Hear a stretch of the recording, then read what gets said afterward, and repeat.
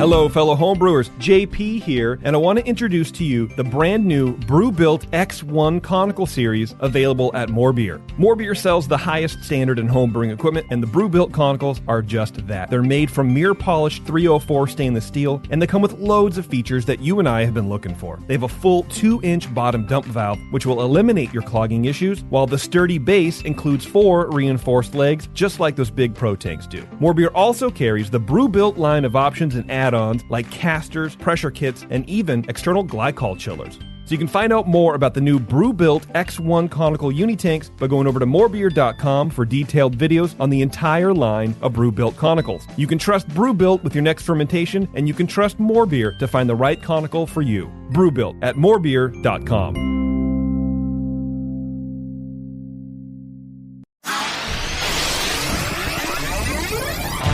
Great beer is about drinkability. Doesn't matter the style. You guys are like walking beer Wikipedia. That's the first time that you've ever accepted me as a person. Or you have a fermentation in your gut. I'm jet propelled at all times. How many guys do you think that you have the privilege to slap? Somebody who's never tasted a commercial example, and this is how you know everything about this beer? Please, you don't. I think that's bullshit. I think it's bullshit too. Wow. Are you guys going to arm wrestle? No. We're going to teabag fight. Yeah. You heard of Junkyard Wars? Can I get another high five, Beavis?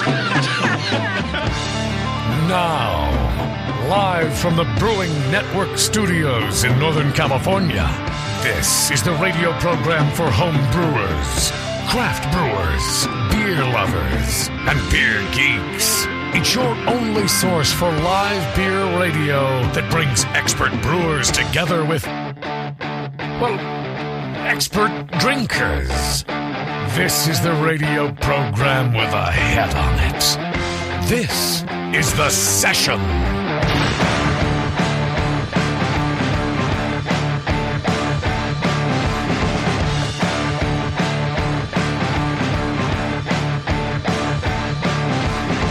Hey, welcome to the show, everybody. It's The Session here on the Brewing Network.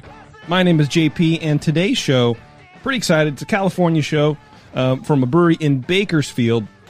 But before we get to that, of course, I want to thank our sponsor, More Beer. You can go to morebeer.com, learn about everything there is to learn and to know and to enjoy about making your own things at home. It's homebrew, and it's cider, and it's wine, and coffee roasting, and I don't know, probably metal work. I'm sure you can buy some sort of lathe machine from them, too. I have no idea what goes on over there at More Beer, but they have everything you guys need to make good beer at home, great beer at home, cleaning supplies, draft equipment. Like I said, all the winemaking equipment you could ever shake a mash paddle at. I don't know, I'm confusing my metaphors, but anyway. Today on the show, Temblor Brewing Company from Bakersfield, California, and we have Don Bynum on the line here. Don, welcome to the show. Hey, everybody. Thanks for having me. Yeah, I'm excited, man. You know, not only I love talking to California breweries, but in Bakersfield, I know literally nothing about Bakersfield. So I'm excited that there's at least one brewery. I know that there's several in there, too, I think Bakersfield is a big place. I think we I'm in Northern California here in Oakley, and we always just sort of like, there's the sign for Bakersfield, but when we're going to LA, I don't know what there's to do up there. I know you had a lot of country and western music going on. I see you are on what is it? Come on. I just was looking at it. Buck Owens Drive, Buck Owens Boulevard, is it? Boulevard, yeah. So it's like, there you go, some Buck Owens. I like some old timey country, but other than that, man, how did you end up in Bakersfield? Tell me a little bit about your time in Bakersfield. What's going on? Sure, I'm born and raised, and so is my dad. Nice. Grandparents came from Oklahoma in the 30s and settled in Bakersfield and Shafter, which is a small town outside of Bakersfield. My background, though, is my dad's a commercial real estate developer, and I was a property manager and a commercial broker for about 15 years before taking this project on. The unique part about the project is that it is in one of our developments. It's an old Home Depot type building. Okay. And, so we took the garden section of that building and built a brewery, and that's cool, man. But as far as Bakersfield goes, when I was a kid, it was about 100,000 people, and we're sitting at about 500,000 now. So wow, it's grown dramatically, and I think we're number 9 on the list of California cities, size wise. I think just behind Oakland, actually. So and Long Beach, yeah. Wow, and you guys are very spread out too, right? It is. It is pretty spread out. Downtown's just a couple miles over from where we are along the 99, and then you got housing 15 miles in east and west. So yeah, it's about 30 miles in diameter, and yeah, very unique city. But the brewing industry, the most unique thing about Bakersfield is that we tend to get into trends late, and the brewing industry is a little smaller and further behind than other places of our size. We were only the second brewery to open, and we opened in 2015. Wow. There was Lengthwise opened in, I believe, 98. So they've been around, but they were by themselves for 17 years. Just the bullseye as big as the target at that point, and you're just like, this is it. We have 200,000 people at some point. I don't know. Exactly. So yeah, so we love being in Bakersfield. We love the culture of old country, and being a part of that, and then being close to Los Angeles and the Sierras and the beach and everything. It's kind of like 2 hours away from most places except 4 hours from the bay, so from where you are. So yeah, and but when you're making that drive down the 5, it feels like 5 light years away. It's just it's soul sucking. The other thing about the 5 is that I think Bakersfield's notorious for just being bypassed by the 5. Yeah, it's about 15 miles west of the edge of town, so that's not too bad, And I'm so guilty of it. I'm one of those drivers that I got to get to where I'm going. I barely will stop to go to the bathroom. Right. It's like, okay, we got to go, because even 15 minutes, I go, well, then that's 15 minutes back. And then whatever. And then I can't do it. But now, as I'm getting older, it's like I would, I'm interested now to see what's around me. I'm not so nose to the dashboard kind of thing, especially driving, because you want to take a stop. You want to take a break, especially off that drive. That's just the worst drive in history, I think. It's because there's nothing going on. But I don't know. There's a lot of stuff spraying up. That's interesting, man. I think that's crazy. So you were the second brewery in town. How was that transition? First of all, from commercial real estate development to a brewery. Was there something in between? How did you get mixed up in beer? So I did. Me and a couple of friends opened a private bar downtown back in 2011. A private bar. Private bar, membership only. It's like a social, like the social clubs you hear about in the 20s and 30s. Okay. Exactly. Why is that? What can you? I don't know. Tell me a little bit about that. Explain why we went forward with it, even 10 years later. But if Doc was here, he would say, "Because you could." Yeah, because we could. It was. It's a tiny little thing, and it was it was like we thought to ourselves, if nobody ever joins up, at least we have our own little spot to hang out and have our friends over or whatever. And but the thing that was really born out of was a trip to Belgium and Germany, and experiencing the Belgian beer culture and Oktoberfest, and then kind of coming back and just for me personally becoming obsessed with home brewing, Belgian beers in particular, and it kind of was born out of that pretty quickly. Within 6 months of that trip. So, had you heard about home brewing before? Yes, okay. I definitely heard about it. But until I experienced that kind of European, no matter what bar you go into, everyone's just focused on the beer. Yeah. It really I hadn't even really been to craft breweries all that much, other than Lengthwise at that point, and so it really opened my eyes. And I was used to dive bars mostly. Bakersfield was, mostly dive bars at that point. Gotta love a good dive bar, man.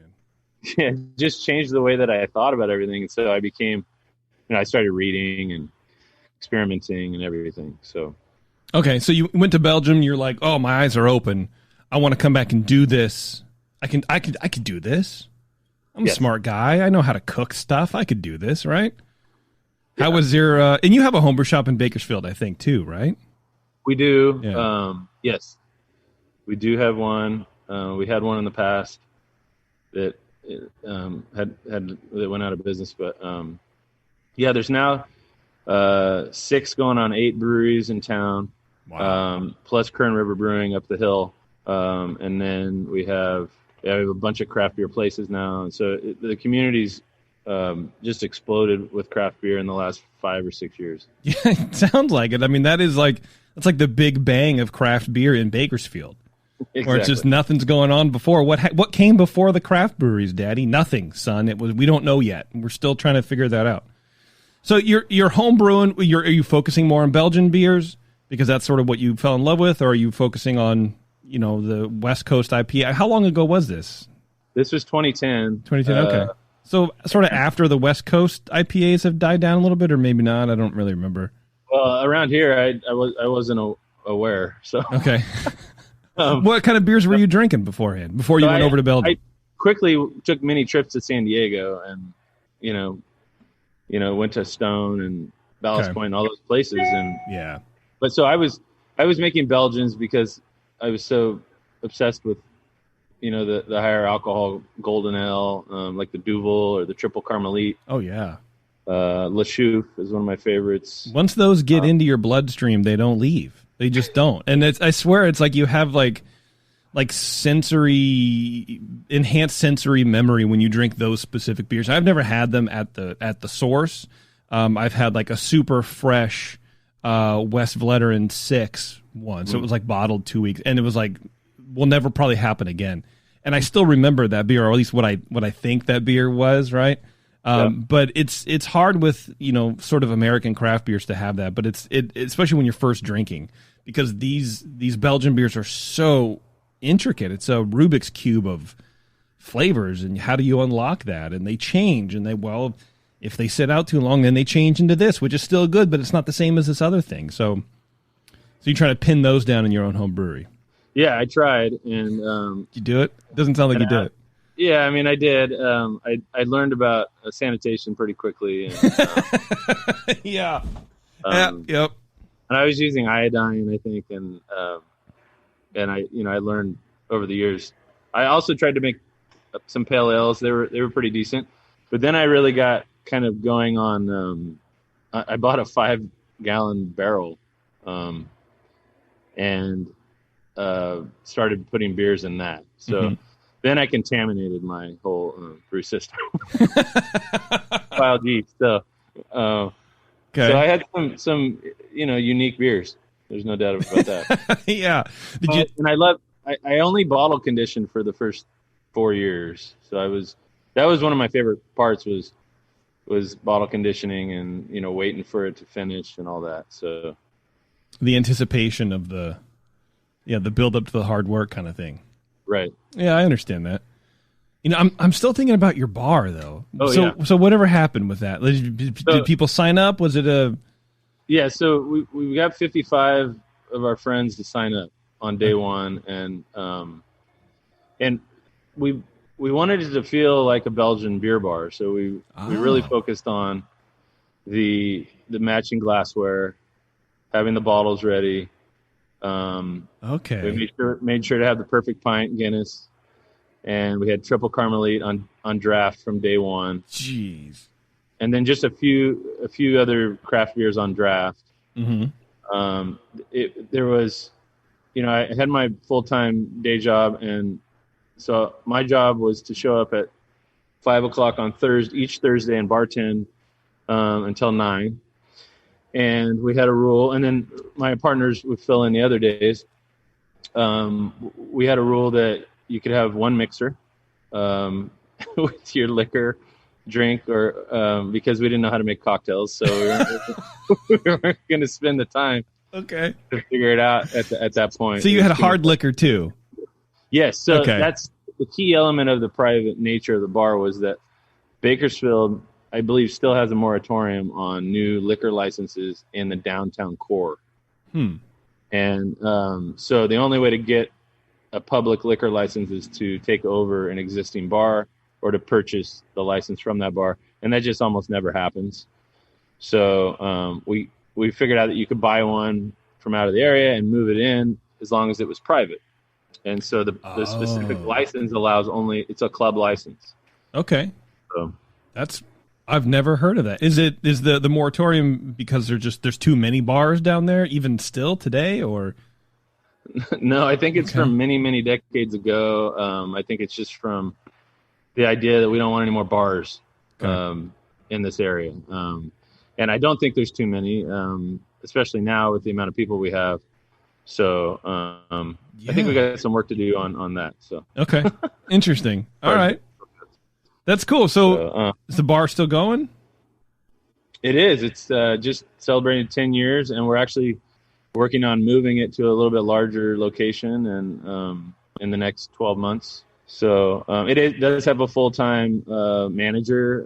I don't really have to, deal or do anything on the day-to-day with it. So other than, show up every once in a while. Yeah. So is it still it's pretty awesome. Still private bar?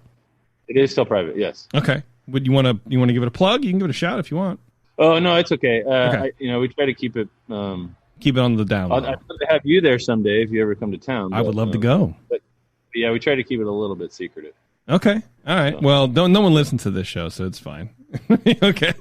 I like that, man. I think that's a cool idea. Now I kind of want to do that, but that sounds like a lot of money, honestly. Well, there are other versions of this. I know there's one in San Diego at the top of a hotel. There's a couple in LA, I'm sure, and then there's certainly some in Europe too. So in New York City. Yeah. So. Yeah, absolutely. Yeah. I'm sure the European ones aren't licensed because they just don't care. You know what I mean? Right. Okay, so you're home brewing, you got the bar going, you're working full time, you're a busy dude. What makes you want to become even busier and open a brewery? Oh man, that is such a good question that I kind of ask myself a lot. Yeah. I just an intense entrepreneurial drive that just wouldn't leave me alone. Wanting to be here, wanting to be in Bakersfield, and then still wanting so much more culture and other things that Bakersfield didn't have at the time or enough of, and so that's really what drove me. And then like the only being the second brewery around, just it felt like a good place to do this and get in on the ground floor of a movement. And so yeah, that's really what drove me. But I still think back and I think, yeah, I was definitely crazy. So most people are, man. Most people who come on the show go like, I don't know why.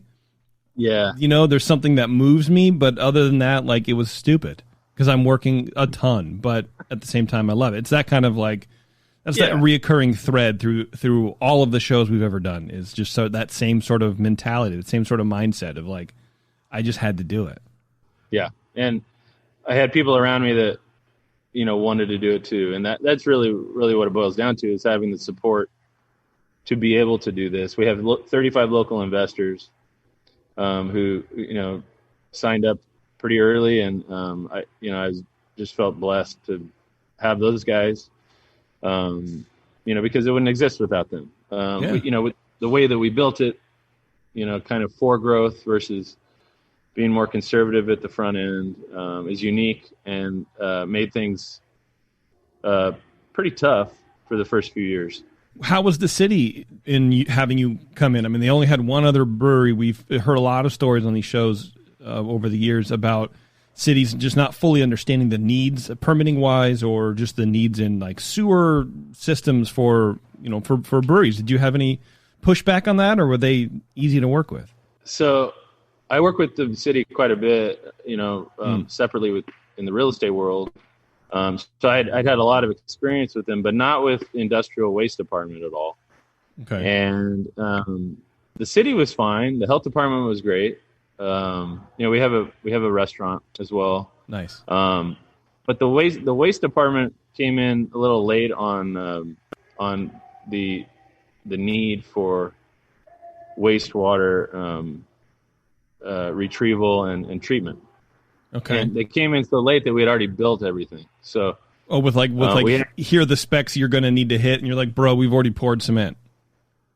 Well, they Or came in and said, hey, you got your building department approved your permit and you built out your brewery, but you forgot this part, and this is also required. And that was naive on my part to not understand the wastewater element. But lengthwise, the brewery at the time wasn't really being monitored, and they were a 15-barrel brew house. So I think the city kind of learned by us coming through and in, and then as subsequent breweries have opened, they've become experts now on what's necessary for breweries. Sure. And we have an above ground tank system that hopefully will last a couple more years. and but at some point we're going to have to probably go underground with it. So that was actually one of the most difficult parts of the getting open part, because it was we were just sideswiped by it, and it was expensive. It was it was just a budget number that we had not taken into account. So good gravy. Yeah. How long did it take you to get open from start of construction to opening day? So I think we put our business plan together in like August of 14, and I think we opened in September. Yeah, we opened September of 15. So about 13 months from. That's not bad. And that's the other thing. I did about 30 construction projects, or I managed about 30 construction projects prior to this. So it did give me kind of that experience to be able to like take the beating that it gives you. Yeah, that is true. You do seem very sort of predetermined to be doing this for yourself. Because you get a lot of guys who come on like, oh, I was a taxi driver, and then I threw a business plan together, and then it was all fucked. But sounds like you definitely could draw upon your past experiences and put something together that gets through pretty quick. Without that experience, I would have felt very uncomfortable with this project. But it was still the most difficult one I've done, and the understanding a boiler and how it works and all that's for a brew house and all there's just so many things to learn.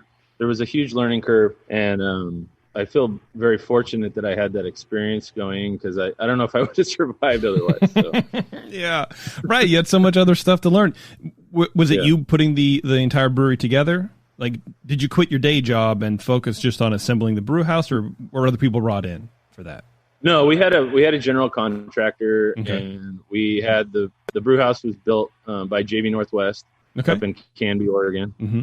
So there was a learning curve on the brewery being installed for sure, but we did have a head brewer on site who had 12 years of commercial experience at the time, who came to us from Indiana.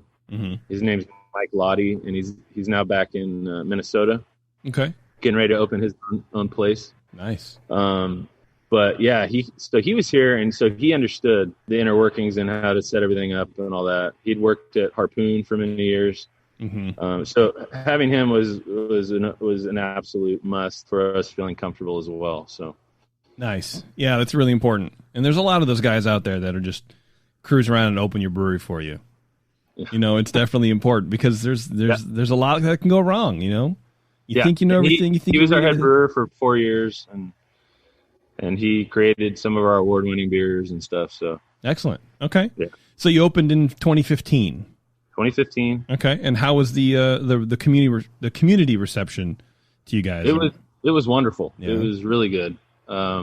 Bakersfield is actually known for just hammering new restaurants or locations to eat. Just line out the door for like months and months and months. Oh, really? Yeah. Okay. So, is it like a community support thing, or is it like there's something new? I think Let's experience the new thing. Okay. Both, but the excitement of something new is definitely a big part of it. We recently got a yard house, so they're still experiencing that. I think. I mean, post-COVID restrictions and all that, but sure. Yeah, it's got to be hard. Yeah. Yeah. Well, that's cool. That's great. So you had a big community rollout. That's awesome. Yeah. Yeah, well, and we had this other group of people called Brick Founders. We took some bricks from It just so happened that there was a brewery built in 1918 downtown, and it got torn down like the year before we opened. So it'd been sitting there empty for, decades. And so we took some of those bricks and we installed them in the brew house here, or in the restaurant up on the wall. And then we sold naming on the wall opportunities called Brick Founders. And so that group of people there's like 200 or 300 of them at that point. And those people were super bought in as well, and kind of the original support day to day. And wow, we needed them just desperately as well, because we went over budget. So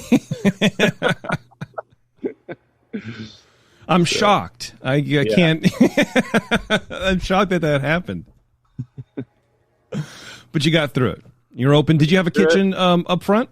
What's that? Did you have a kitchen when you first opened, or is that additional? Yeah, okay. Had a kitchen up front. One of my main partners, Tom Maxwell, his dad owned a local restaurant for the whole time he was a kid, and he worked in there, and so he was kind of the restaurant expert. So yeah, we had experts kind of scattered around, to help us navigate certain things, and our food's actually like something I'm most proud of.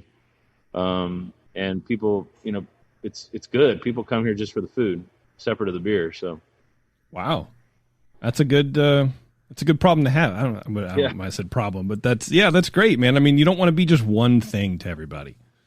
I think a lot of times people focus on the beer, and then we have like a sandwich if you want, if you're sort of hungry. But if you can do two things well, and people don't know which one they want to, whatever. I think that's great. I mean, without the restaurant, there's no way we would have made it. So, very thankful for that. Yeah, that's cool. What kind of beer styles were you focusing on when you first opened?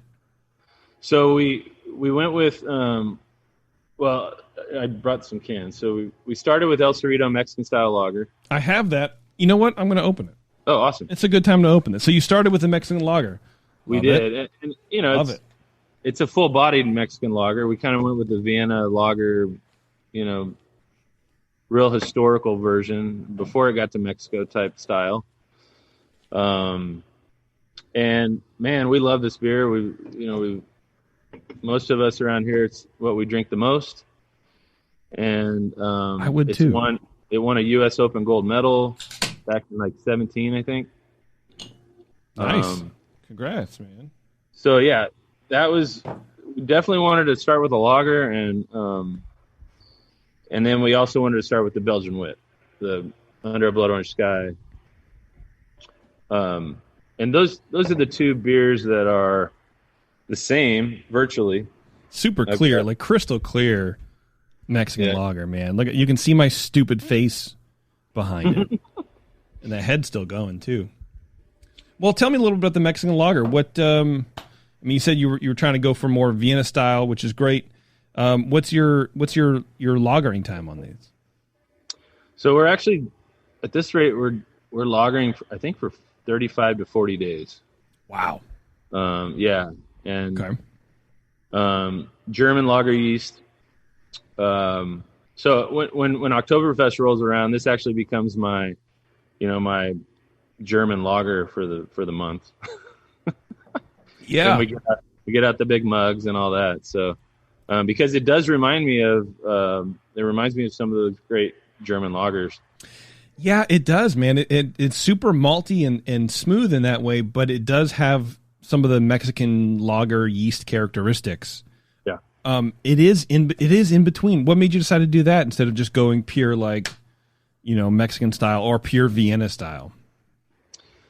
I'm always having to do something unique. I can't.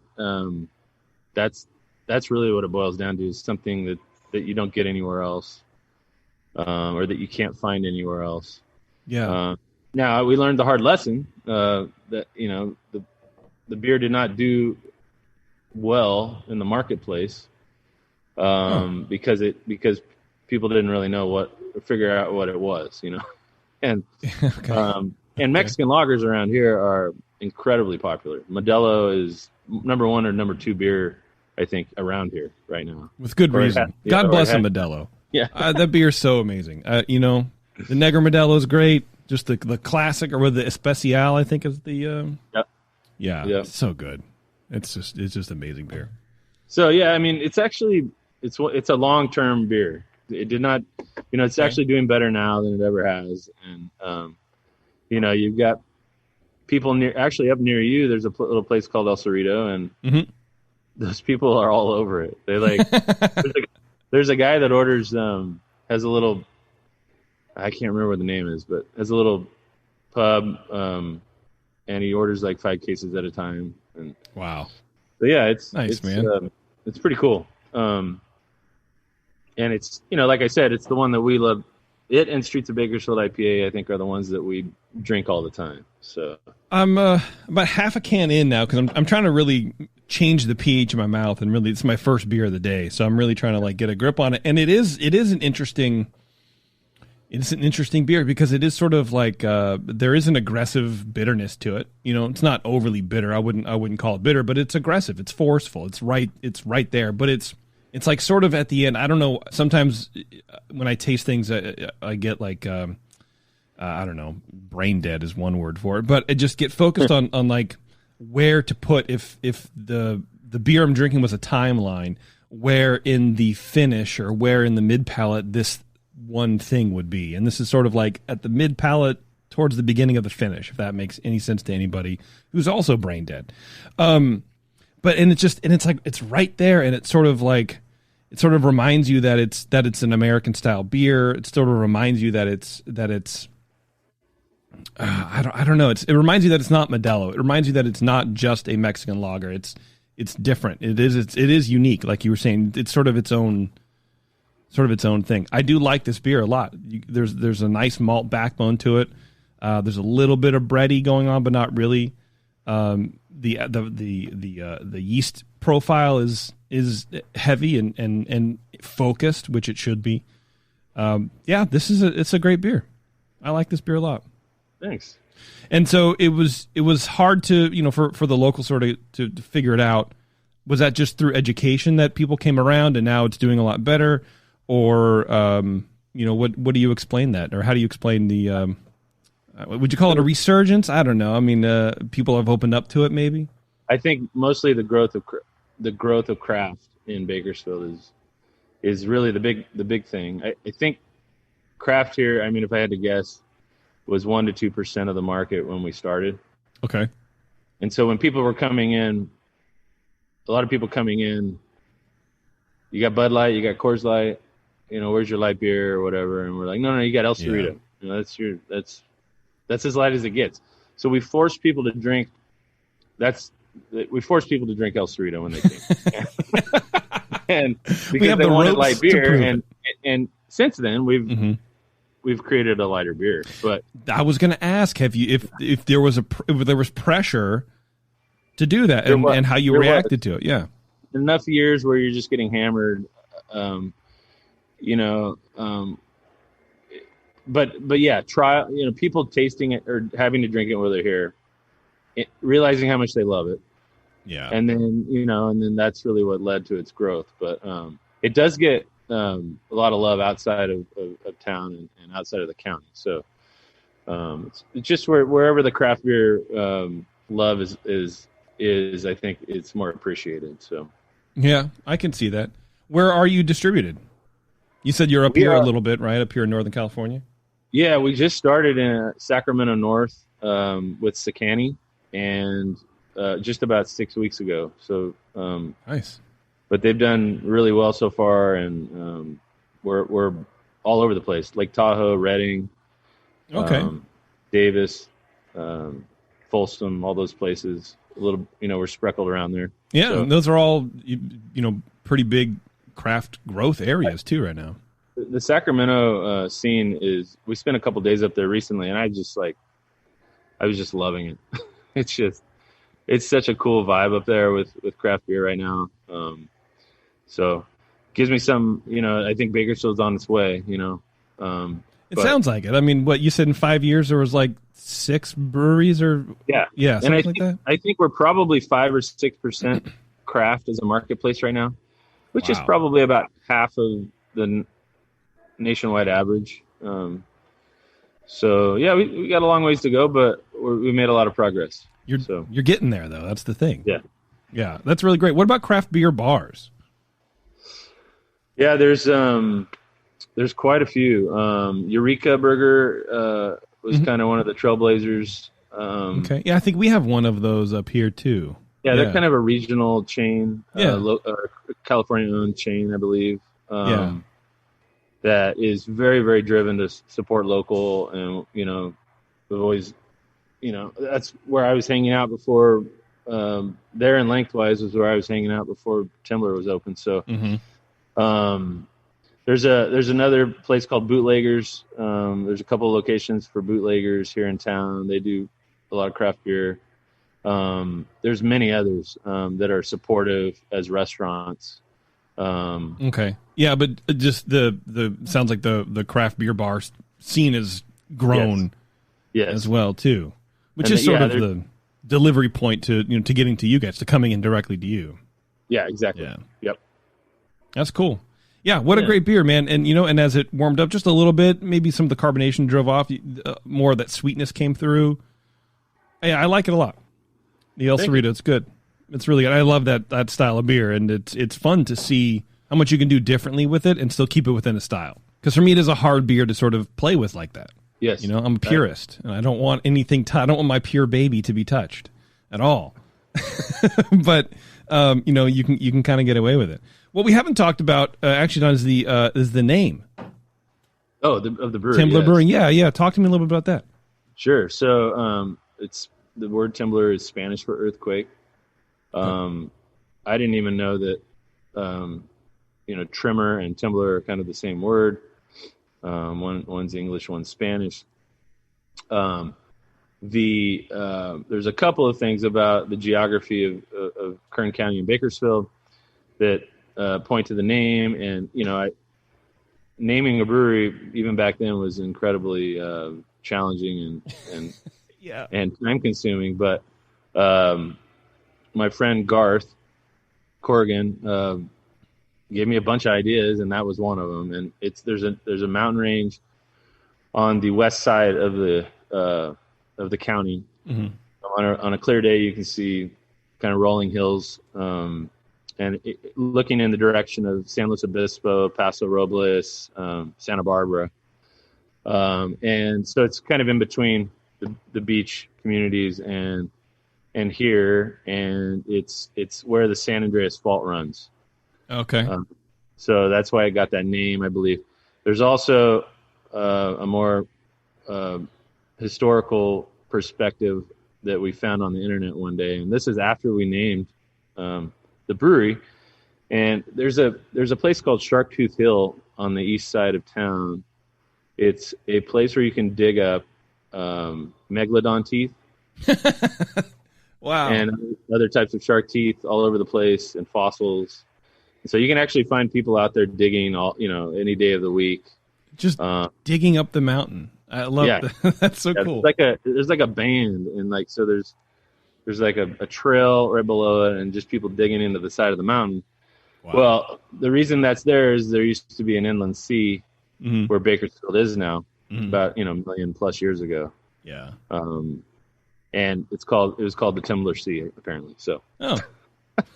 So we're at the bottom of the Temblor Sea. Yeah, you sure are, man. You sure are. That's a neat story. I like it. Yeah, thanks. Yeah, I like there was the sea there. That's cool. All right. Well, I'll tell you what, Don. Let's take a quick break. We're gonna get some more beers. We're gonna come back. We're gonna dive deeper into the beers. Talk a little about what's going on, and you have some pretty interesting stuff. I was telling you before the show. I really appreciate you sent like a really wide variety of beers. So I think we'll have a lot to talk about. So hang on, everybody. We'll be right back with Temblor Brewing. It's the session. Don't go anywhere. Segmented, demented, fermented. It's the session.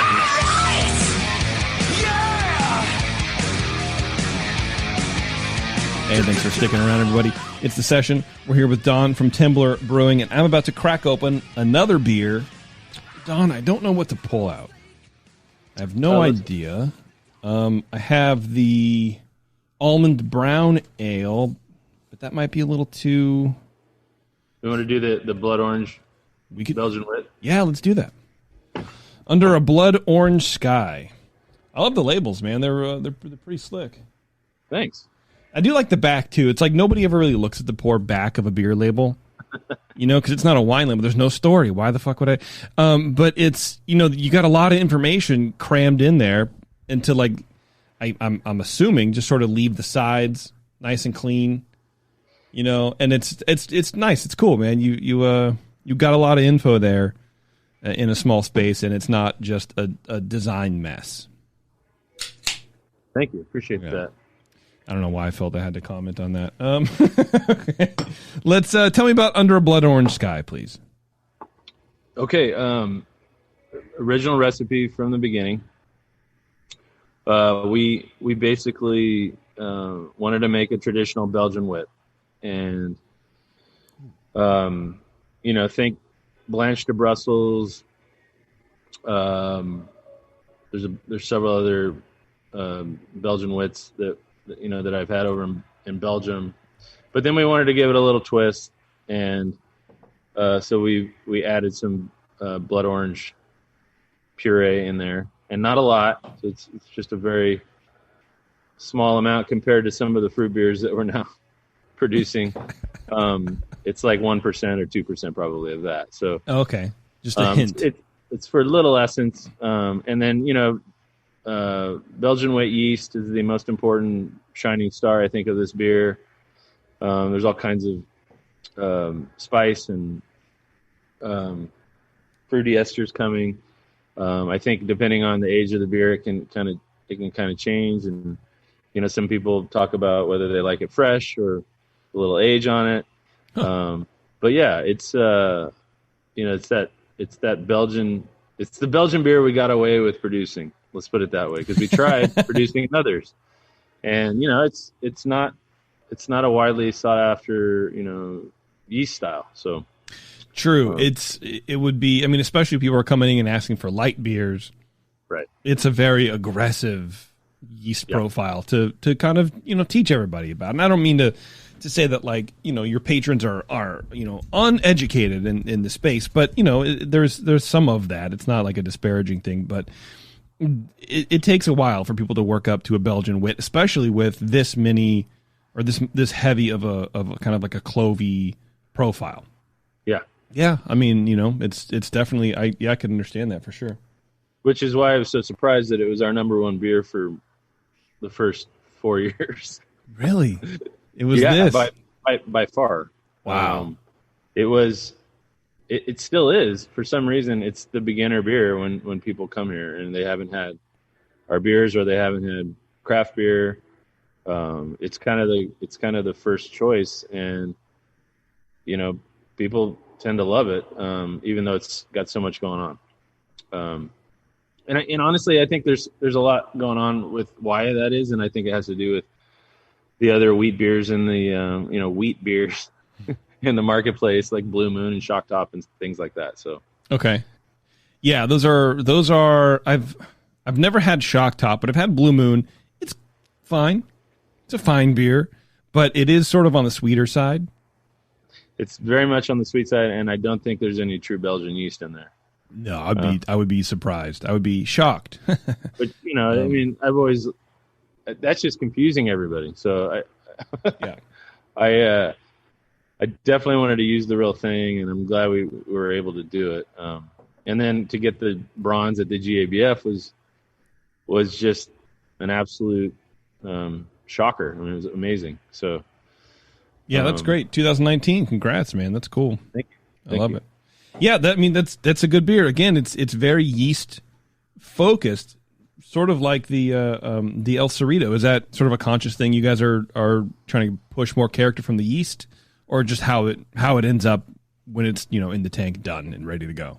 Well, I think on Belgian beers especially, that's why I fell in love with them is that intense yeast. And then I mentioned German lager yeast also. Yeah, I mean I think when it really boils down to it, a yeast lover, and then also a hop lover. and then, but then it kind of went in that order, and the malt is holding everything up, Mm-hmm. I mean, it explains why you fell in love with beer, I mean, if I could say that, in Belgium. Yeah. It makes total sense. Yep. You know what I mean? That the yeast would go first. Yeah, I like this beer, man. It's not, overly sweet like we were talking about with like a Blue Moon. There's a lot of yeast character to it. I don't know that I would have picked out the blood orange on my own, because it is sort of subtle, but blood orange does have a kind of a bitterness. So, and this beer has kind of a bitterness to it. So I would have just assumed like, oh, it's just sort of like a slightly more bitter take on a Belgian wit with like orange peel or whatever. But I like the fact that it's not that. You're using an ingredient that not pretends, but you can pass it off as some other aspect of the thing. Does that make sense? Absolutely. And I think that's cool. I like it when beers can be subtle like that. And then once you know that it's blood orange, you go, okay, now, of course, I'm an idiot for not seeing that beforehand. Why? How could I be so stupid? And I will never drink again. It has a great aroma too. I mean, you get, I think you get some blood. See, and this is the problem: is once you know there's a thing in there, that's all. That's like, of course, yeah, I can pick that out. I can definitely pick it out. But I don't know that I would have beforehand. One year, a couple years ago, we made a double. Under a blood orange sky. And okay.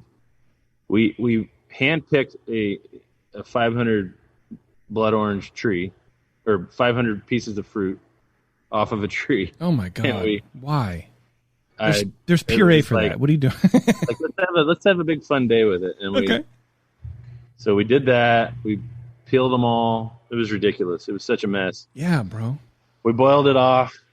We added it in, and it was I mean, you want to talk about some blood orange flavor. It was intense, but I can just, it kind of taught me what blood orange really, really is. And then, you can really pick it out just subtly. So, yeah, definitely. Yeah. I like the beer. It's very good. Thank you. Where do you add the blood orange in the process? We add it in the mash, I believe. In the mash. Okay. Is it a puree? Or you're just using... It's a concentrated puree, I believe. Okay. Yeah. And you're doing it in the mash. Wow, okay. Yeah. How come not later in the process? I can't answer that one, honestly. Okay. I think that was fair. The brewer. I did give Lottie the artist touch, if you will. Okay. I wasn't pushy about certain things, and that definitely was his decision. And now later on we got pushy, but when it came to IPAs, but it's always going to happen. No, yeah, so these first two beers are definitely his originals, and we've not changed them at all. So, well, it's good. I mean, there's no reason to. I'm just curious. For some reason, the past few shows we've had people with doing pineapple. Oh yeah, and it's like pineapple in the secondary, and it's I like to talk about where things get added, because it does make a difference on impact, flavor impact, and what you're trying to achieve. Absolutely, that's the thing, and so just curious. That's cool. And then wow, I can't believe this was your number one seller for basically your entire time you've been open. What unseated it? What finally took it over? Streets of Bakersfield IPA. Okay, figures. Yeah. I don't know why I had to ask that. I should just assume. Now the lagers are both lagers are starting to kind of take it over also. Oh really? Okay. Yeah. You've seen a big push in lagers. Well, we're seeing a lot of growth in both the lagers actually. Yeah. So nice. And I think that has to do with the distribution, and we're also in the Los Angeles area. Or the whole basin and Orange County, down there. So we've got lots of stores taking these on, and that's good. Well, lagers are hot right now, man. Yeah, that's what I want to drink. Yeah, I think they're going to be hot forever. So I hope so. I really do. But told me 5 years ago that there'd be a lager resurgence, I would have laughed at you. Right. Hopefully it never goes away. But the downside of lager season is that it's celebration season right now. So that's basically all I'm drinking until February. Yeah. Then I'll come back to to anything else. Okay, what do we got here? What's the next beer before we take a break? Streets of Bakersfield. Let's go Almond Brown. Almond Brown. Let's do it. In the order of session versus. Let's do it. All right, tell me about Almond Brown Ale, please. So Almond Brown is one of our newer products. I believe it was born in 19. And it was a unique project that was a collaboration with some local almond growers that approached us and we're participating in the California Almond Board's leadership program. So their idea was to make a beer, of course. Sure.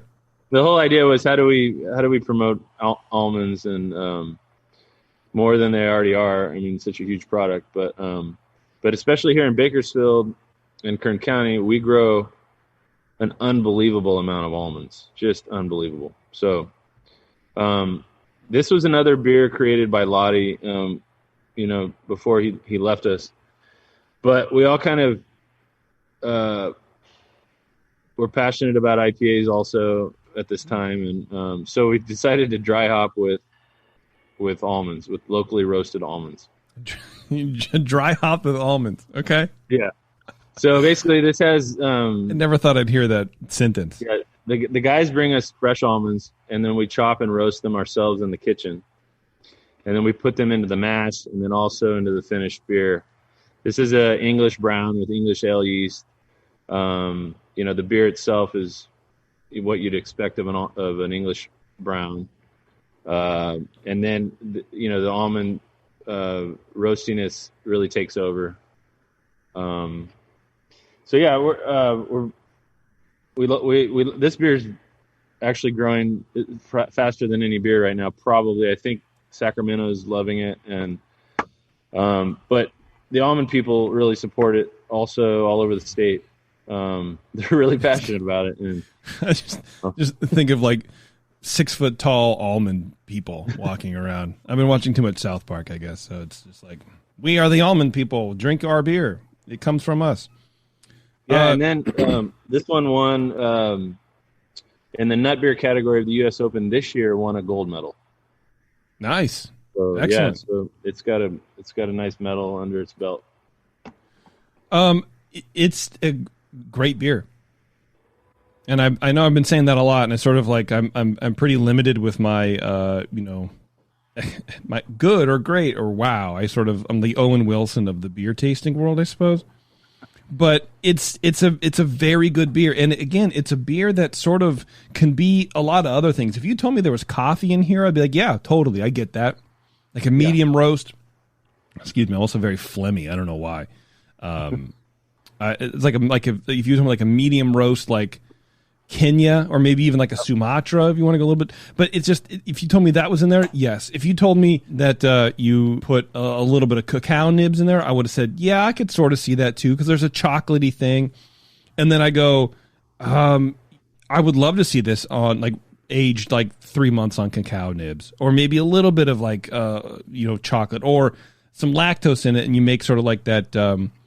A couple places on the East Coast do a coffee with milk beer kind of a thing to mimic that smooth richness of a milk coffee, whatever. This is one of those substrate beers where you can sort of do a lot of things with, because it's so complicated, and it has a lot of, on a spider graph, right? It would have a lot of peaks in a lot of different areas on the wheel. And I think you can play with those and accentuate some things depending on what you add to it. I think this is a beer that you could really have a lot of riffs off of, because it is so flavorful and it's very good. This is an excellent beer. Well, thank you, and I think we're probably going to try what you just said. So should we have we have a 1-barrel system and a 3-barrel fermenter that we'd like to strip off and do, goofy things with, and then put it on tap. Nice, dude. Yeah. Yeah. So, and we just pulled cacao nibs out of a beer, so we'll probably try something like that. That sounds really cool. It's this is great, man. Like, I don't know. It's sometimes I wish I could just remove my brain and like upload it to the metaverse so everybody can, understand what I'm thinking without me having to strain my brain to figure out words for it. But it's like it sort of tastes like there's a milk, like a lactose thing to it, because it is smooth and there's like a light brown sugar, like a muscovado sugar. I'm just gonna be really bougie for a second. I've been doing a lot of baking, Don. Okay, it's my thing. It's like a light brown sugar note in there. It's almost like rum, like in a way. You can sort of get those like aged rum notes to it. Man, what a fascinating beer. Yeah, great. Thank you. Great. I'm gonna give some away to some of my Dr. Homebrew friends, Dr. Homebrew judges. We do a judging program just on homebrew. People send us beer, and we talk just like this, but with their own homebrew, and give them feedback. And I think this would explode their minds. How does this do? So you said it's sort of growing, but this is not a light beer. This is not a Belgian wit or whatever, even a Mexican lager. Like, it's very, very flavorful. But it is light. I mean, it is 5.0. Yeah. So it's sessionable, and I mean, you definitely can drink a couple and not feel overblown. Trust me, man. That's one of the reasons why I love it so much, because I'm a very like big low ABV guy. Yeah. Because I love to drink. I just don't want to get drunk. The farmers were, let's make a big old crazy almond beer, and we're like, do we want to sell this beer, or do we want, So yeah, we were very focused on having a sessionable product that we keep around, and it wasn't planned to be year round, but it has now pretty much become a year round beer. So. I can definitely see. I mean, I can also see you imperializing this and putting it in a barrel for 6 months. For sure. Like a bourbon barrel, or you could even probably do something fucking weird and like, talk to a distillery, putting like gin going into barrels is sort of like a thing. Take a barrel like that had some gin in it, but I don't know. That might be the botanicals might be a little too pokey. I don't know. But yeah, you could do a lot with this. I wonder if you could even do some like wine barrels, like a white wine barrel or something. Ooh, you know what I mean? You just brought something up for me. Yeah. Like one of my favorite products that we make, and I should have sent this too, but is a Chardonnay barrel aged Belgian strong amber beer. Basically, sounds good. Yeah, it's one of my favorite. It's one of the few beers that I made at home that I was like, I love this beer. The darker malt or the medium tone malt sugars with the Chardonnay flavor is quite spectacular. Yeah, so. I would definitely get that. This tastes great. I don't think I can say enough good things about it. No wonder it won a gold. I mean, it should have won 2 golds. It's that good. I really enjoy it a lot. And I sort of don't want to talk about anything else. I just want to keep drilling down into like the flavors, because it's so complicated. And I'm excited for you guys. I'm excited for the beer culture in Bakersfield, because this is a popular beer. We've had some breweries on where it's like, yeah, here's this beer that we really love, but like people don't really gravitate towards it. And it happens. It depends on where you're at, or maybe the education, or maybe it's like having a successful band. It's like just timing. It depends. You could be the greatest band in the universe, but you might not have that heat. And so I think it's really neat that there's a beer like this that people are embracing, because I'm sure that it gives you sort of the courage to branch out a little bit more and to try other funky stuff. Absolutely. And I would say that, it's especially shocking to see a brown ale, have some popularity. Because a couple of years ago, I would have said that I would have put that at the top of the styles that don't touch that style, right now. Yeah. Well, we used to have a thing on the show several years ago where it was like, I think it was Sully from the 21st Amendment. I think that was him, or it was Vinny. I can't remember, but they were like, basically, no one buys a color. So any beer that you name a color, it just no one's going to buy it. Not like red ale, no.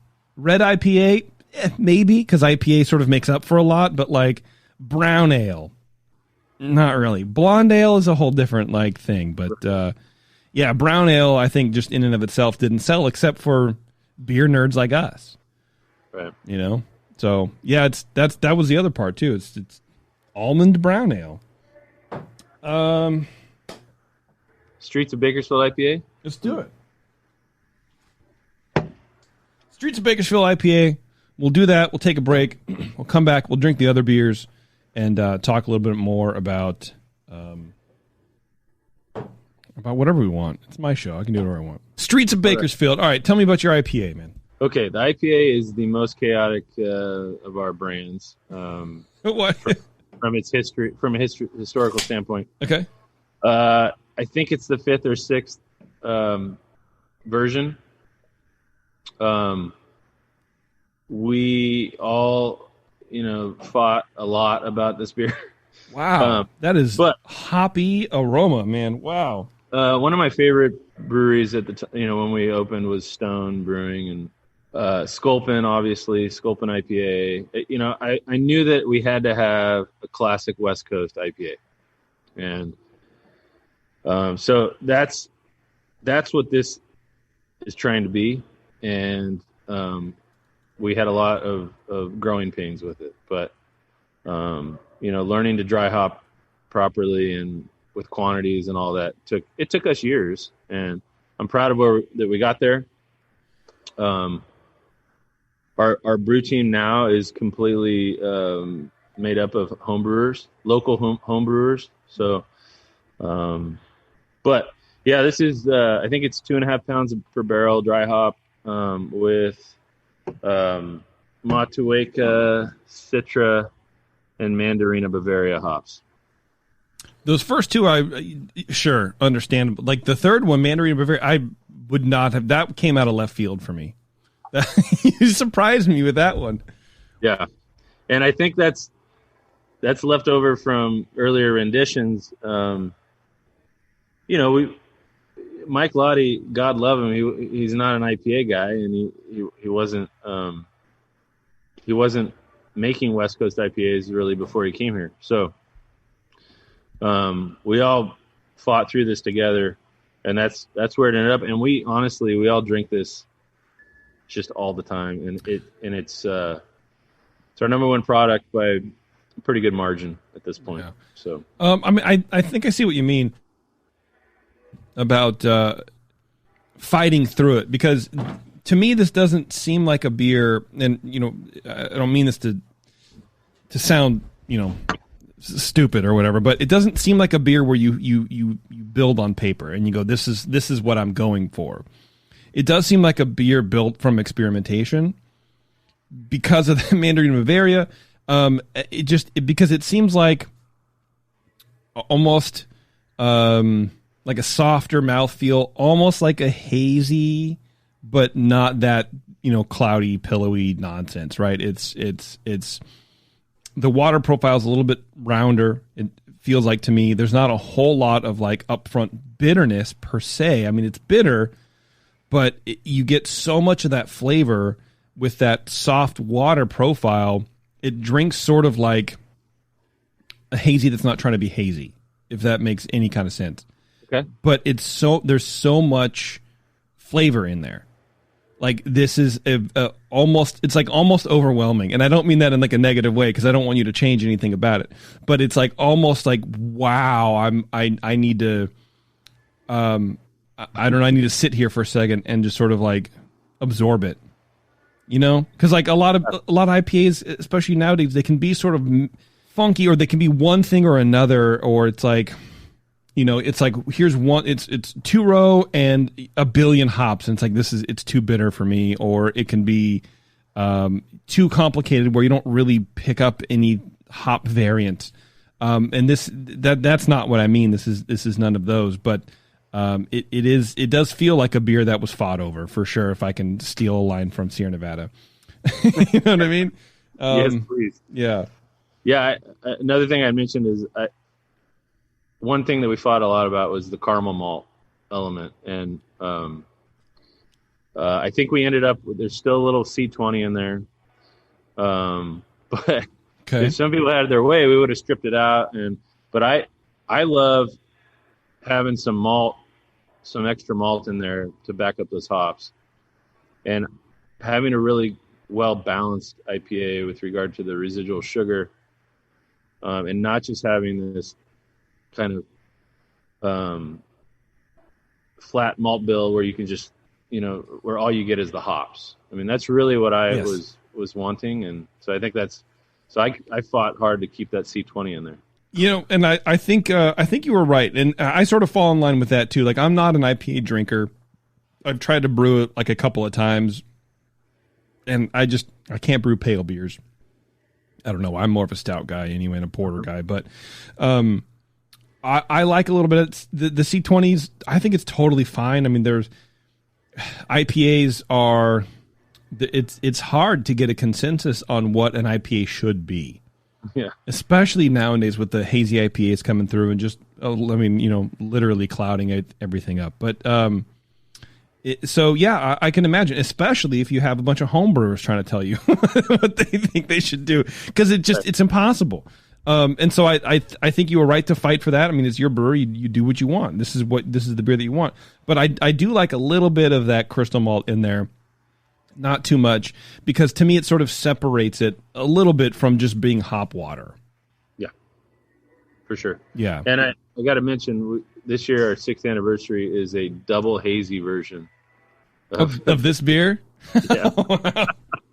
I'm glad you didn't send it to me, but no, I think that's cool, man. I think it's neat because again, it's sort of the hop profile is sort of like a hazy beer in that way. It's like tropically, overripe mango kind of a thing, but that Mandarina Bavaria to me is like light, like high citrus, almost like white wine kind of thing, which is a little different in an IPA, and I can taste it a little bit. And again, I don't know how much of that is actually my brain working or me just inferring from what I think I know about that hop, but it adds a little bit of a different finish at the end, which is cool. It's a cool hop profile.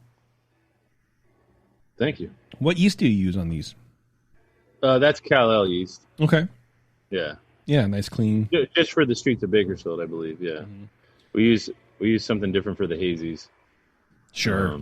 How many different yeasts are you working with in there at Temblor? Well, less than we used to. We started out with a Kolsch. Wow. As a year round, and it died off about 3 years in. That hurts me. I'm sorry. I know. My condolences.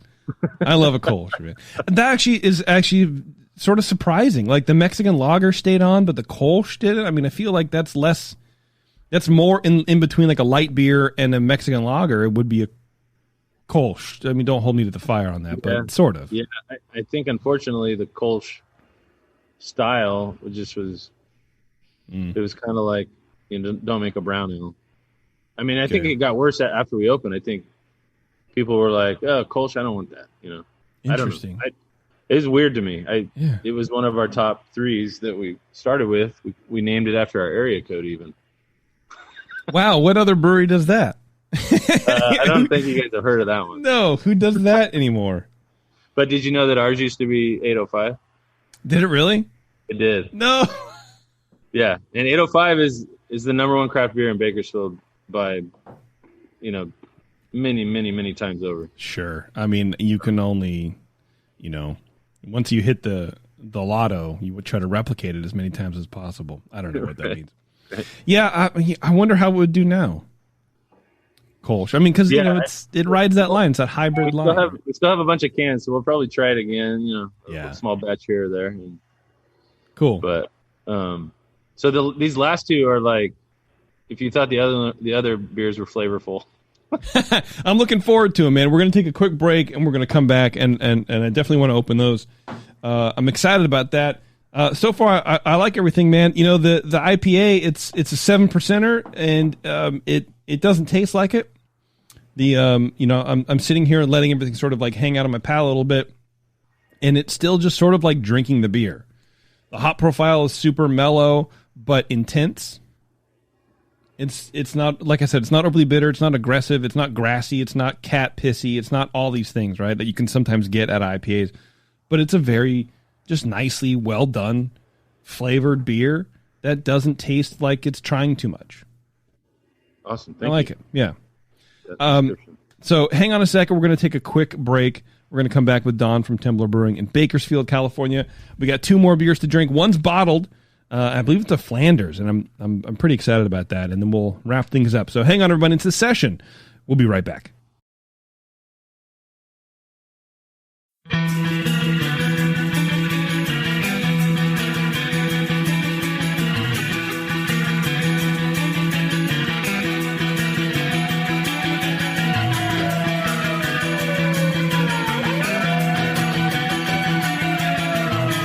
You're tuned into this session.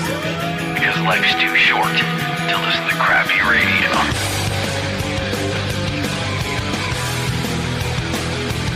All right, thanks for sticking around, everyone. It's the session. We're back here with Don from Temblor Brewing in Bakersfield, California, right there off the 99 on Buck Owens Drive. Or what is it? Boulevard. Thank you very much. Just the Buck Owens sticks with me. I don't know why. Keep going back to it. Keep going back to it, man. Pushing that Bakersfield sound, baby. You gotta love it. Is country and western? God damn. Is it still big down there? Are you guys, sort of like thriving off of country a little bit? Absolutely, yeah. I'd say about half of the pub shows we have here have some element of country. There's a couple of bands that are really focused on the old school country. So I love it. It's really cool.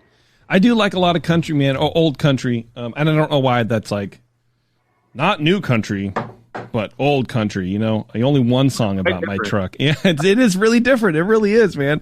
And it's almost like what a lot of like old country. Well, I mean, like Buck Owens and Merle Haggard and whatever. They were like rallying against like the Nashville sound of like everything's too polished. It's almost like what's popular now. Mm-hmm. Is sort of the same like thing, and then Hank Williams III is doing his best to bring back the outlaw country. But if you're into the country, which sounds like you are in the old country, there's a podcast I will recommend to you. Which, even though we already talked about, neither of us have time to listen to podcasts. It's called Dollar Country, dollarcountry.org, and it's this kid who just he's a man. He just digs for like old country like 45s. And plays with like artists that you've generally never heard of, and it's like from like the 40s and 50s, and it's pretty cool. It's a cool little podcast, Dollar Country. Yeah, check it out, man. It's neat. Yeah, kid's real passionate, and it's good. All right, speaking of good, we have key lime pie kettle sour brewed with graham cracker, lactose, and vanilla. I feel like I'm interviewing a different brewery. Who are you? What brewery are you from? Because this is not a brewery from the pandemic. Tell me about this, man. This sounds amazing. Okay, so it's a series that was born with Ruby's boysenberry cobbler. So I just got to throw that out there. Okay, because Ruby is my grandmother. Nice. And she made cobbler. Of course, you have to at every family get together. Yeah. So. This was the second rendition.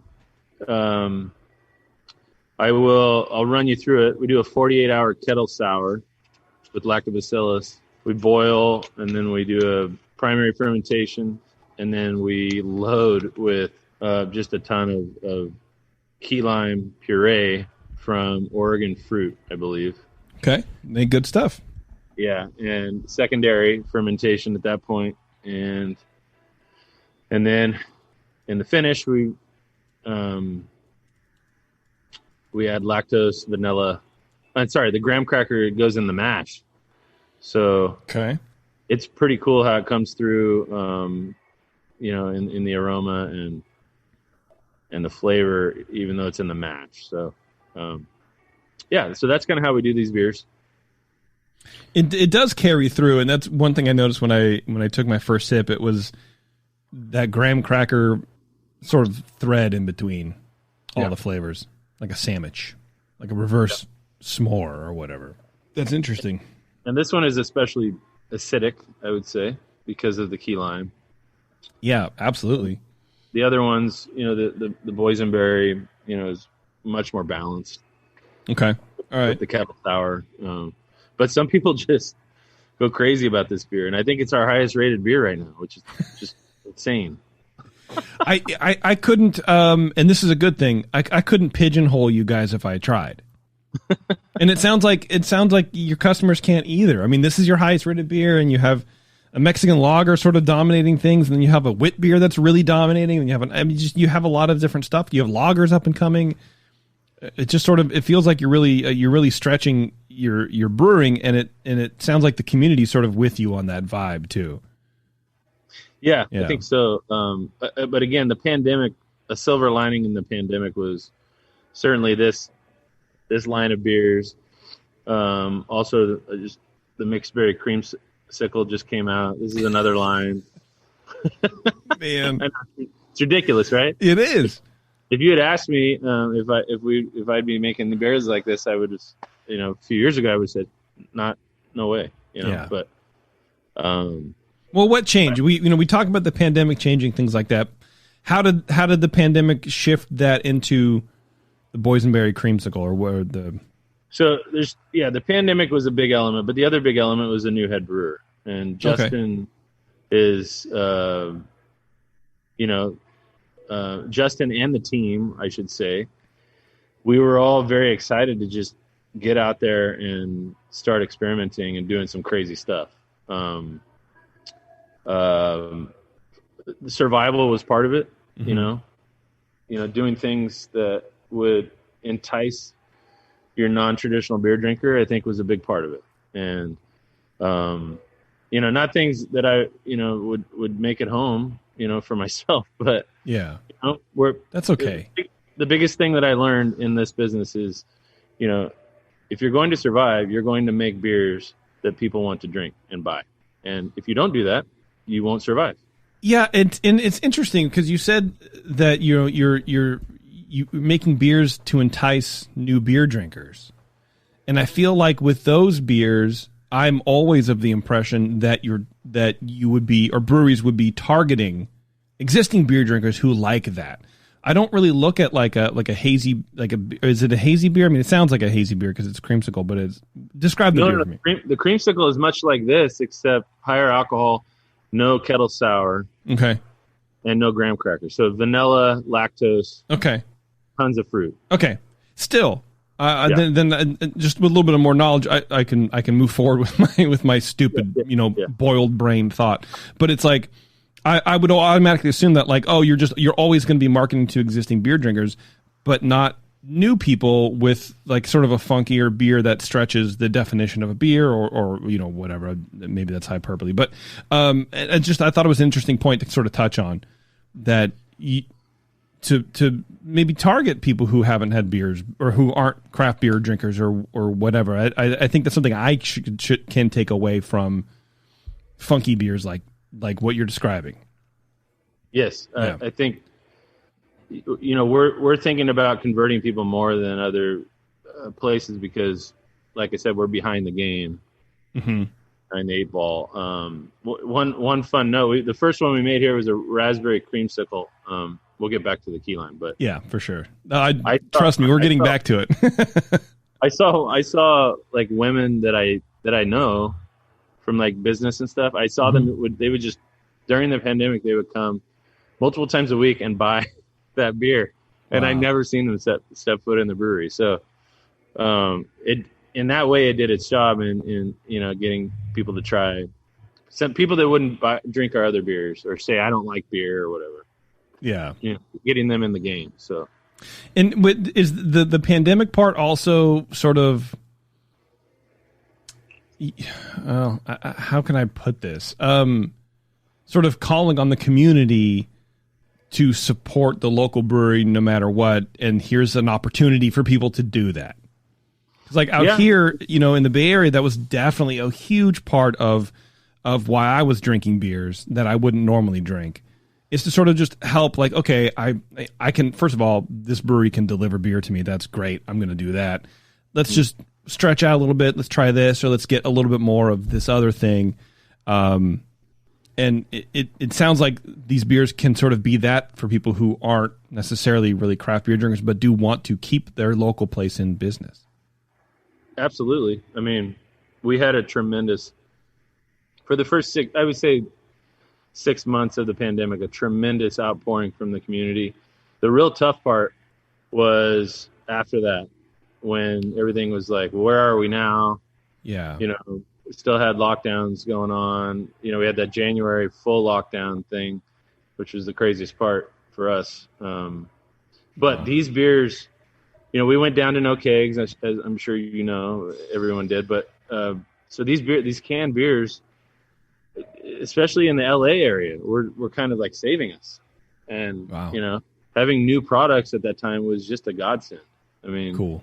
That's all anyone wanted was a new product right in the middle of the pandemic. They wanted something exciting and new, Yeah, which sort of echoes what the beer drinker sort of wants anyway, but I feel like the pandemic sort of accentuated that. Totally. Yeah. Totally.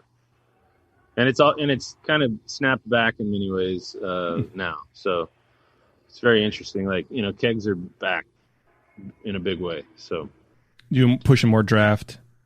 Yes, yeah. I would say more than 50% draft at this point. When we were like last year at this time, we were like 0%.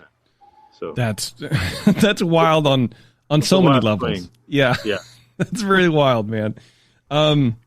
This key lime pie kettle sour, man, that graham cracker, I'm surprised at how much of it comes through. I mean, there's a cinnamon aspect to it, and I would think that the cinnamon would sort of get washed through and not really be as prevalent at the end, but it's right there. Yeah, it is up front. Yeah, that smells like opening a package of graham crackers, but like good graham crackers. You know what I mean? Not like the Nabisco ones. Where you're like, okay, whatever. I don't know. I mean, maybe you use those. I don't know, but it's somehow like focused everything. Yeah. I don't know why. It's just that graham crackers rad. Yeah, I could just smell this all day, which makes for boring radio, but what are you gonna do? Yeah, you know what? And like you said, it is very tart, and a lot of it is a lime thing, but kettle sour does pretty good too. I mean, I like to think I can sort of figure out, the lime aspect, where the kettle sour part ends and the lime sort of begins, but not really at the same time. You do a really good job.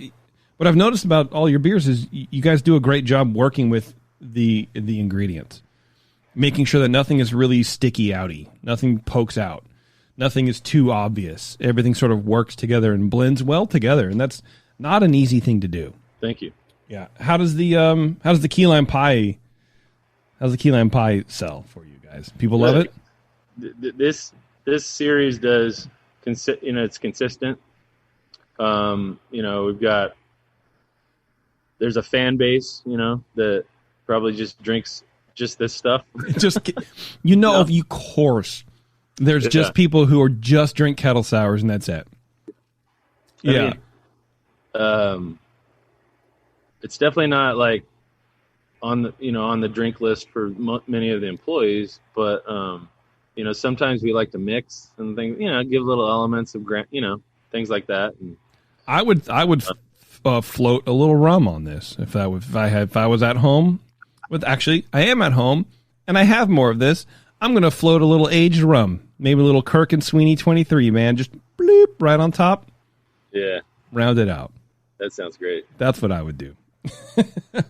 What we haven't covered, man, is, and I apologize, what size is your brewery? How many barrels are you working with? Oh, yeah. What do you guys produce? So we're a 20-barrel brew house with the 1 barrel on the side.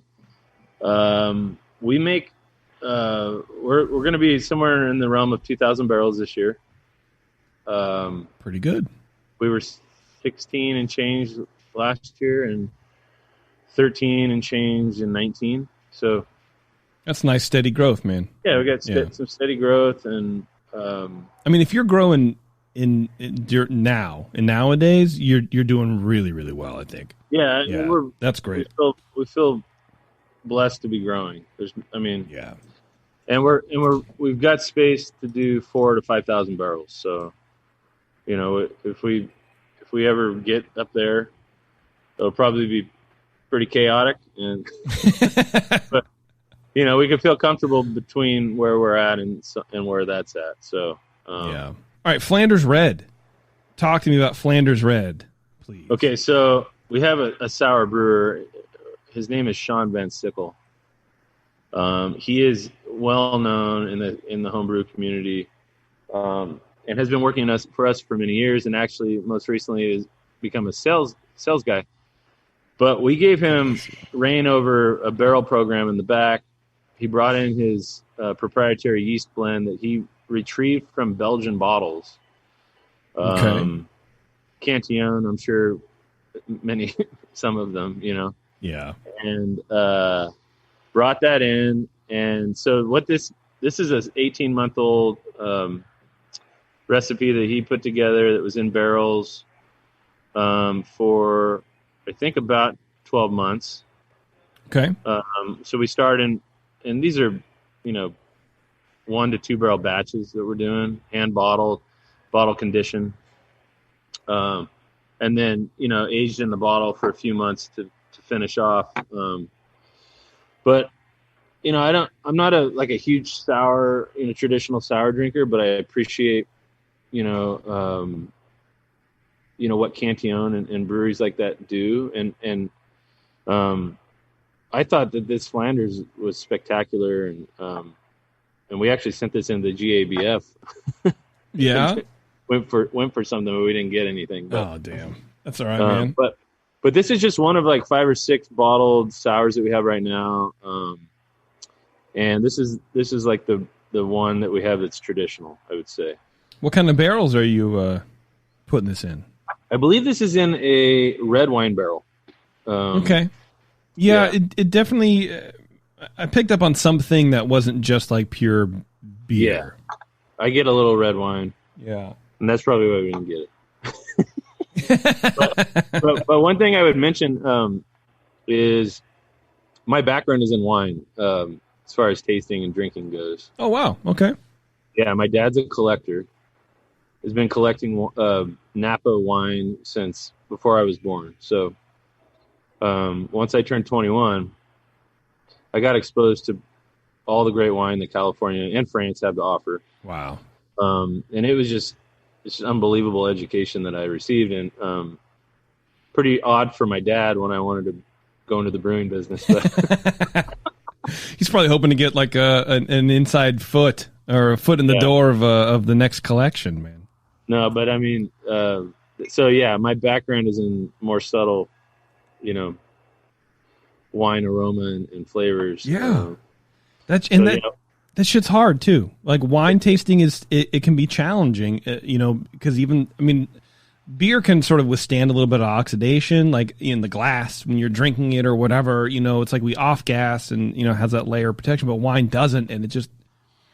But some of those like basic like flavor descriptor bases, you know, like leather, they can translate, but it's that branching off that really changes between beer and wine. You know, it's not an exact one for one. So, yeah, it's a good foot in the door of like how to approach a glass of a thing, but after a while, you're on your own. You know, we have a couple other beers that are just like, God, it's almost like you're drinking a white wine. Aged in a Chardonnay barrel, you know. So, I mean, this part of the business is definitely what kind of fun, cool stuff can we come up with? It's not here to, you know, to try to sustain the business.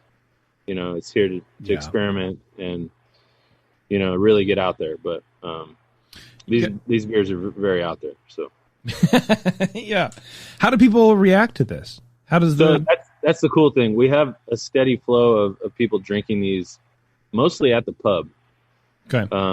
And they sell for $10 a bottle, and it's a good price, dude. I'm always pleasantly surprised that they continue to, you know, have some demand, and it hasn't always been the case. I think we figured out some things along the way, but he was working on many of the beers that we have now for, like I said, about 18 months, 2 years. So, okay. Yeah, 10 a bottle for this is a very, very decent price. Yeah, because there's a lot, again, there's a lot here. It doesn't fall apart in any sort of, I apologize, my fucking throat, dude. I'm a phlegmy mess for some reason for the last like 2 months. It's annoying as hell. But anyway, it doesn't like fall apart after any certain amount of time. Sometimes Flanders, especially, like I'm not a giant fan of the style because for me it's a very finicky style to pen down. You can either get so acetic where it's like nail polish remover, like Duchess de Bourgogne or whatever. Yeah. I've had so many bottles of that beer where it's just like I'm just drinking nail polish remover with like a little bit of sugar, and it's too much. And then on the other side, it can be a little too sweet and not. Flanders Red is for me a very hard style. The Rodenbach, I don't really like Rodenbach. So for me, I'm not really exposed to it. But the styles that I've had or the examples that I've had aren't necessarily, I don't know, interesting. But this is it's like a focused version of a Flanders Red where it's very, very intense. The beer character is very, very intense.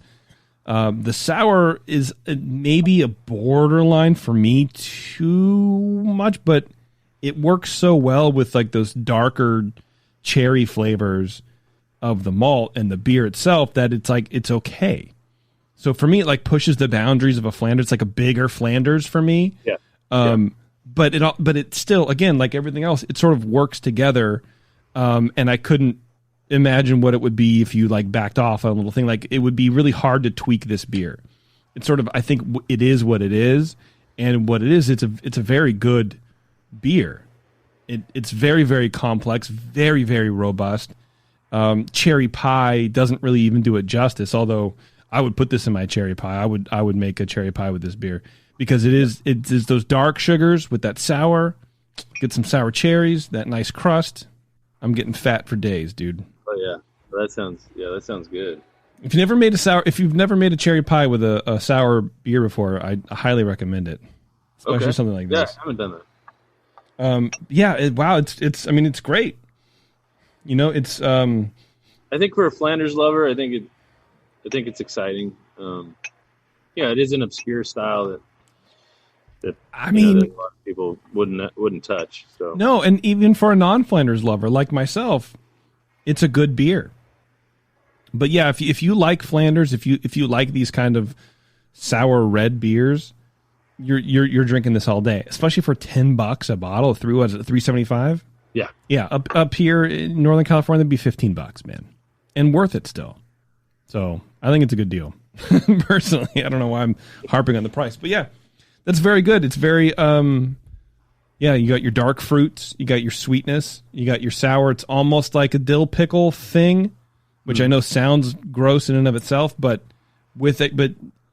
all you beer drinkers, you know what I'm talking about when I mean. I'm not literally saying dill, but it is that sour, like almost that salt and vinegar push, but that the malt character underneath it rounds it out and makes it make sense. So it's I would say it's very, very complex Flanders Red, but it works really well, and I wouldn't imagine this any different. I like it. Thank you. Yeah.